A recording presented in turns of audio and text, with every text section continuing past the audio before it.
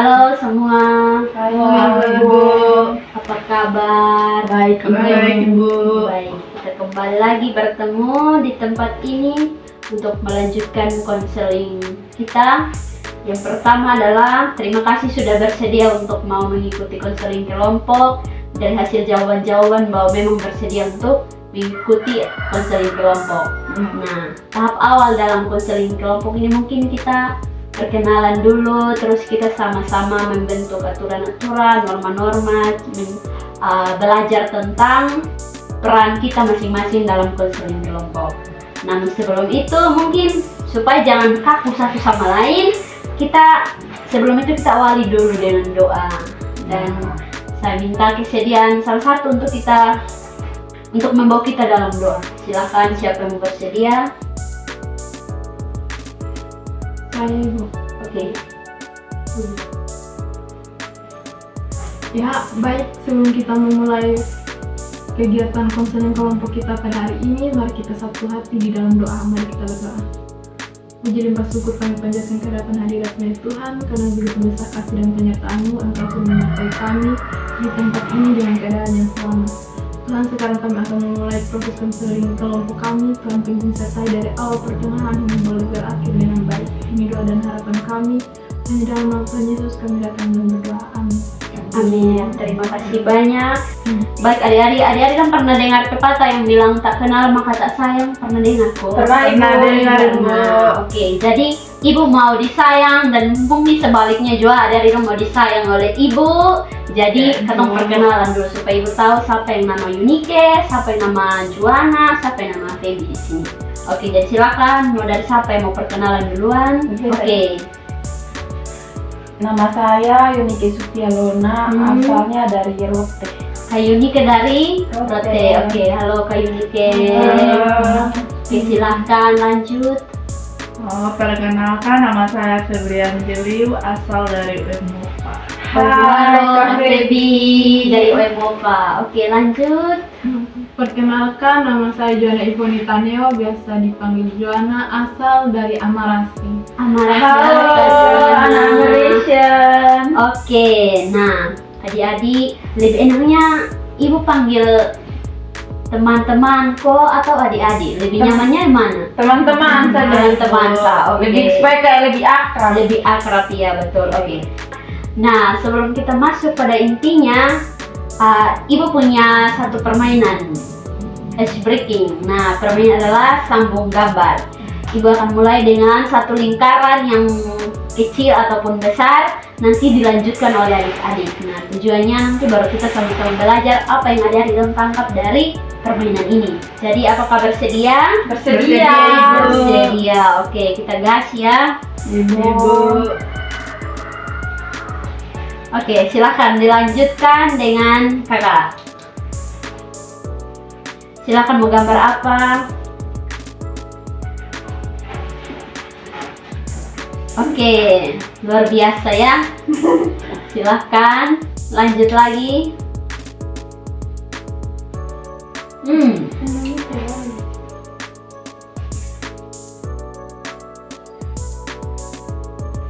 Oke, Berotot. kira-kira dari hasil gambar ini ada satu hasil karya yang luar biasa dari adik-adik dong. Ibu mau tanya dulu, kira-kira menurut teman-teman dong dari ketika sambung gambar, apa yang adik pikirkan atau teman-teman pikirkan ini dia akan menjadi satu gambaran yang kemana begitu. Jadi ini ya hasil menurut Kak Sofi itu ini apa? Ibu, kalau yang pertama timbul yang pikiran yang lihat yang kata suruh buat ini lebih kayak om-om yang suka olahraga, jadi dia berotot. Suka olahraga, oke, luar biasa Iya. Kalau menurut Kak Feby? Itu seperti boneka, Ibu. Boneka. Kalau Kak Juana? Sama ibu seperti boneka Teletubbies. Boneka Ibu, Teletubbies. berarti beta yang berbeda, jadi kelihatan. Iya, tidak apa-apa. Jadi kira-kira apa yang adik-adik dong atau teman-teman dong dapat dari permainan ice breaking ini? Apa yang didapat begitu? Ketika ibu suruh kayak sambung menyambung gambar, apa yang adik dong pelajari dari ini ice breaking? Kalau Kak Juana apa? Saling melengkapi. Saling melengkapi. Kalau Kak Feby? konsentrasi, Bu. Kalau Kak Yunike, Kayak fokus sih. ya fokus, Iya, kekompakan, kompak sih. Ibu kreativitas. kreativitas luar biasa. Baik adik-adik, untuk ice breaking ini melatih katong untuk kayak konsentrasi, fokus, kekompakannya, kreativitas katong tuh seperti apa begitu. Jadi kayak katong pribadi, lepas pribadi ini pasti punya kreativitas dan talenta yang berbeda-beda. Jadi baik. Nah, pertemuan pertama ini kita akan sama-sama membahas tentang norma-norma. Norma-norma itu tidak disepakati oleh ibu sendiri, tapi oleh ketemu semua dalam kelompok itu. Jadi mungkin kita akan sama-sama melakukan atau membuat norma-norma dalam konseling kelompok ini, sehingga norma-norma itu menjadi aturan untuk kita dalam menjalani proses konseling kelompok. Jadi menurut adik-adik atau teman-teman, apa saja norma-norma yang harus kita berlakukan dalam konseling kelompok ini? Menjaga rahasia. Menjaga rahasia, iya, dari Kak Juana, menjaga rahasia. Oke, yang lain lagi, Menghargai satu sama yang lain. menghargai satu sama lain, ya. Apalagi Aktif dalam konseling kelompok. aktif dalam konseling kelompok, ya. Apalagi Hadir tepat waktu. hadir tepat waktu. Hadir tepat waktu, apalagi Terbuka, saling terbuka. iya, sama saling anggota kelompok. terbuka antara sama anggota kelompok. Iya, hadir tepat waktu sudah. Jadi, terus yang pentingnya apalagi adik-adik, mungkin masih ada lagi. Mungkin waktu pelaksanaan konseling. Iya, batasan waktu, betul, batasan waktu dalam konseling kelompok. Jadi, ibu mau sampaikan bahwa batasan waktu dalam konseling kelompok ini adalah 45 sampai 60 menit. Iya. Jadi pertemuannya adalah mungkin pertemuannya 7 hari. Oh iya. 1 minggu.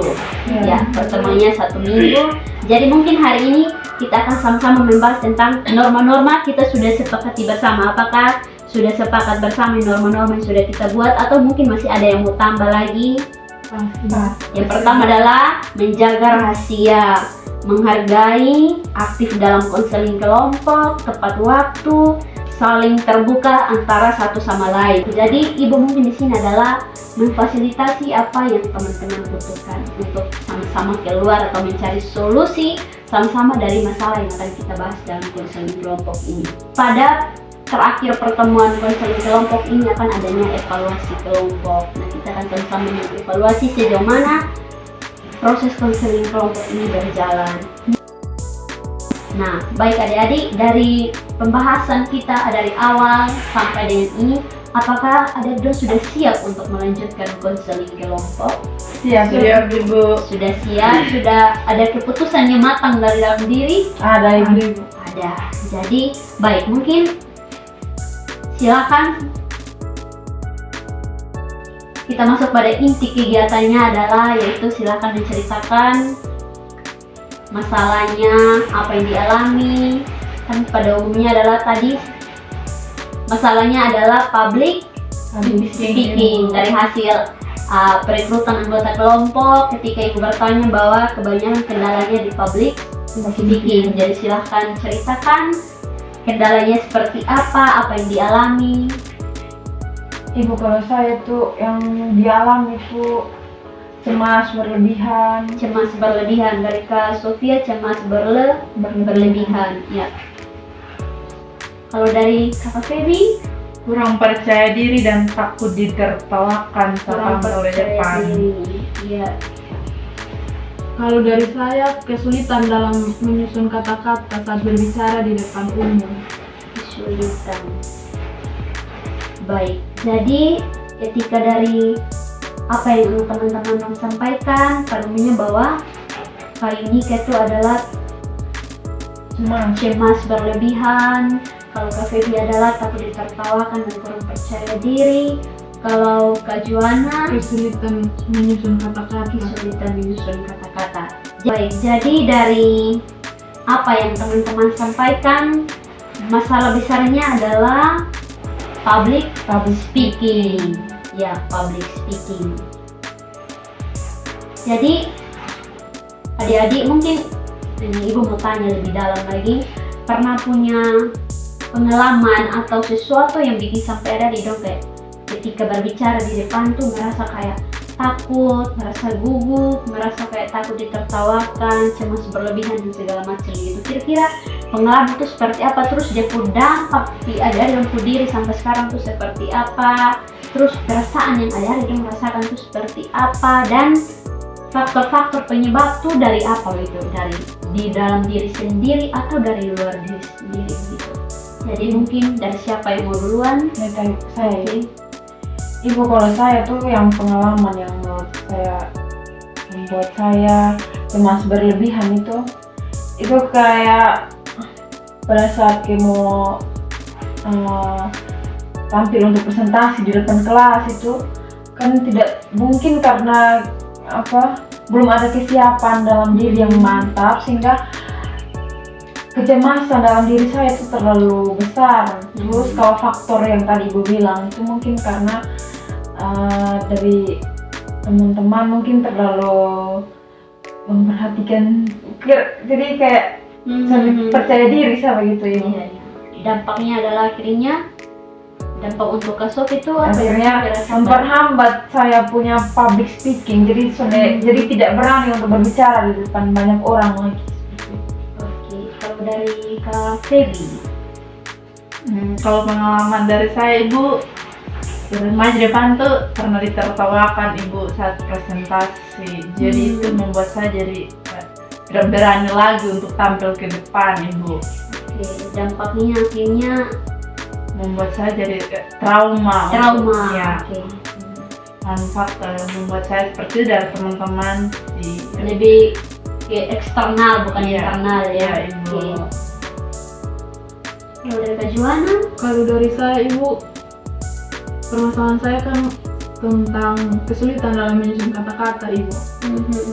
Meskipun saya sudah susun kata-kata, tapi sampai di depan teman-teman kata-kata yang sudah dari awal saya susun hilang begitu. Dan dampak alasan dari kenapa saya tidak bisa menyusun kata-kata dengan baik mungkin karena kurang memahami materi yang mungkin akan saya sampaikan begitu. Baik, Mungkin permasalahan ini faktornya dari dalam diri saya. dari dalam diri sendiri Iya. ya. Oke. Jadi dari banyak hal yang teman-teman sampaikan, bukan saja nanti ibu kasih solusi sendiri, tapi kita akan diskusi bersama untuk kita temukan solusi begitu, saling memberikan solusi satu sama lain, kira-kira seperti apa, jalan keluarnya seperti apa, sehingga terselesaikanlah kendala-kendala atau masalah-masalah yang teman-teman menghadapi. Jadi mungkin waktu diskusi itu ibu kasih waktu mungkin 5 menit untuk diskusi bersama. Setelah itu kembali ke posisi masing-masing untuk kita mengevaluasi dari hasil diskusi yang ada di lakukan begitu. Jadi mungkin sekarang silakan saling berpendapat satu sama lain. Ibu, Oke. mungkin saya ingin berpendapat untuk Kak Sofia dan Kak Feby lah. Kan pengalamannya Kak Feby dan apa itu dari teman-teman. Iya. Kak Sofi selalu diperhatikan teman-teman begitu. Jadi merasa Kurang nyaman dan Nyaman. kamar mulai cemas berlebihan. Terus Kak Feby pernah ditertawakan. Kalau menurut saya sih kalau ada yang beranggapan negatif ke kakak dong semua begitu, kalian terima. Maksudnya anggap itu sebagai batu loncatan untuk kakak-kakak dong menjadi lebih baik. Itu anggap saya sebagai pelajaran, mungkin karena saya salah hari ini, kedepannya saya akan memperbaiki lebih baik dari sebelumnya. Mungkin dari saya itu. Dari Kak Juana, dari Kak Sofi atau Kak Feby. Kalau dari saya ingin memberi pendapat untuk Kak Juana. Ini kurang mampu dalam menyusun kata-kata. Mungkin dari saran saya, mungkin bisa melatih di depan cermin saat mau melakukan presentasi seperti itu, bisa belajar dulu materinya dan presentasi, maksudnya belajar di depan cermin gitu. Iya. Dari Kak Sofi mungkin ada atau Ya pas. pas. Jadi baik, jadi kayak dari apa yang teman-teman sampaikan, diskusikan, pasti ada dapat sesuatu yang baru, mungkin dapat saran atau solusi yang baru dari teman-teman anggota kelompok lainnya. Jadi ibu mau tanya nih, kira-kira dari hasil diskusi atau pembahasan dan segala macam yang sudah teman-teman sampaikan, apa yang teman-teman inginkan? Kalau dari saya, yang saya inginkan itu supaya bisa cemas ini bisa kurang gitu. Jadi jangan sampai terlalu berlebihan lagi. Ya kalau untuk manusiawi mah cemas selalu ada, cuma jangan terlalu berlebihan. Kalau karena selama ini berlebihan sekali. Jadi yang ada kalau tampil di depan itu gemetaran, keringatnya itu. Jadi yang saya ingin supaya ya kurang lah. Dari Kak Feby? Kalau dari saya, yang saya inginkan itu makin percaya diri lagi ke depan, Ibu. Tujuan? Kalau dari saya harap saya bisa lebih mampu dalam menyusun kata-kata saat berbicara di depan orang. Oke. Dari apa yang teman-teman inginkan, kira-kira ada sudah melakukan sesuatu atau mungkin ada punya lakukan ini untuk mencapai apa yang diinginkan? Sudah pernah melakukan, kayak contohnya ingin tidak cemas lagi begitu. Kira-kira apa yang dilakukan supaya ketika berbicara di depan tuh tidak rasa cemas lagi? Sebenarnya sudah sih, kayak kayak contoh ada presentasi di sekolah nih, nanti saya di rumah sebelumnya kayak besoknya presentasi, malamnya saya berusaha untuk lebih menguasai materi. Tapi nanti setelah sampai di sekolah untuk presentasi diperhatikan, malah sudah dipercaya diri lagi. Begitu ya. Oke, kalau dari Kak Juana? Mungkin dari saya, Apa yang sudah Kak Juana lakukan begitu? pernah saya baca kembali materi tapi sampai di depan umum karena takut atau gugup, jadi Banyak orangnya atau banyak gimana ya? orangnya. Dan kurang menghafal materi lagi, jadi Blank dia blank di atas di depan panggung umum. atau di depan ya. Iya. Oke, kalau dari kafe? Kalau saya juga sudah pernah lakukan, Ibu, tapi di saat sudah di depan itu pasti malah banyak orang langsung kurang percaya diri, Ibu. Tapi kan Kak bilang trauma, Iya. jadi mungkin belum bisa move on. Iya betul. Jadi mungkin banyak hal yang sudah adik-adik lakukan tapi tidak bisa mengukuri bahwa ketika berada di depan tuh sesuatu hal yang kayak bikin ketong tuh memang dada ini harus kuat istilahnya begitu. Jadi dari hasil apa ini yang sudah adik-adik lakukan atau teman-teman lakukan, apakah pernah melakukan evaluasi dari hasilnya? Kayak diinginkan sudah ingin menjadi kayak ketika berbicara di depan umum, ingin tidak ada rasanya kayak kosakata bagus, bahasa yang bagus, tidak cemas dan segala macam. Terus sudah melakukan ini. Nah dari hasil itu apakah sudah melakukan evaluasi atau belum? Dari masing pribadi lepas pribadi. Kalau dari saya belum. Melakukan evaluasi. Kalau dari Kak Sofi? Belum. Kalau dari Kak Feby? Dari saya juga belum, Ibu. Belum melakukan evaluasi, kayak seperti contohnya lah, ketika selesai presentasi malamnya atau sampai rumahnya malamnya itu melakukan evaluasi, hari ini seperti apa ya presentasi saya, kira-kira apa yang kurang. Nah contohnya seperti itu, evaluasi seperti itu. Dari hasil evaluasi itu akan menentukan kita ke satu perencanaan. Nah perencanaan ke depan supaya saya tidak gugup lagi, tidak cemas lagi itu seperti apa. Baik adik-adik, mungkin nanti ibu akan share satu link itu tentang public speaking. Jadi silakan dinonton, durasinya mungkin sekitar 5 menit atau berapa menit itu. Silahkan nonton, pelajari apa yang adik-adik dong pelajari dari itu video begitu. Ketika menonton tentang public speaking yang baik, ketika berbicara di depan umum itu seperti apa yang harus dilakukan, atau persiapan apa yang dilakukan sebelum melakukan presentasi atau bertemu audiens di depan dan segala macam. Baik adik-adik mungkin atau akan sepakat bersama langkah-langkah konkret yang perlu kita lakukan bersama untuk kayak solusi lah, istilahnya solusi dari kendala atau masalah yang teman-teman alami. Mungkin hal pertama atau yang langkah-langkah konkret yang perlu teman-teman lakukan sebelum melakukan presentasi di depan, yang mungkin mulai dari rasa cemas, takut ditertawakan, kosakata yang kurang bagus. Mungkin hal yang pertama adalah sebelum tampil tuh perlu kita berlatih di depan cermin. Tujuannya adalah supaya lihat diri kita ketika berbicara itu seperti apa. Yang kedua adalah perlunya penguasaan materi. Nah, itu yang sangat penting dalam suatu, contohnya adalah presentasi. Penguasaan materi itu sangat penting. Yang ketiga adalah mungkin ketika di depan hal yang perlu adalah berpikir positif. Artinya jangan berpikir bahwa takut salah, takut ditertawakan, takut teman-teman yang berpikir, ih kenapa dia dan segala macam. Jangan berpikir hal itu, tapi berpikir netral, istilahnya netral atau positif, bahwa presentasi ini atau apa yang saya lakukan di depan itu akan berjalan dengan baik. Jadi mungkin itu langkah-langkah yang perlu adik-adik dan teman-teman terapkan selama 1 minggu ini atau dalam beberapa hari ini sampai pertemuan terakhir kita. Nanti Ibu akan tanya lagi apa yang dirasakan, apa yang sudah dialami begitu. Nah, mungkin konseling kita akan berakhir. Ibu mau tanya dulu, selama proses konseling berjalan, selama beberapa pertemuan itu, apa yang adik-adik dong rasakan? Suasana hati itu seperti apa? Apakah merasa kesal, merasa senang, merasa seperti kayak konseling ini bisa berlanjut terus atau diakhiri? Perasaan apa yang adik-adik dong rasakan gitu?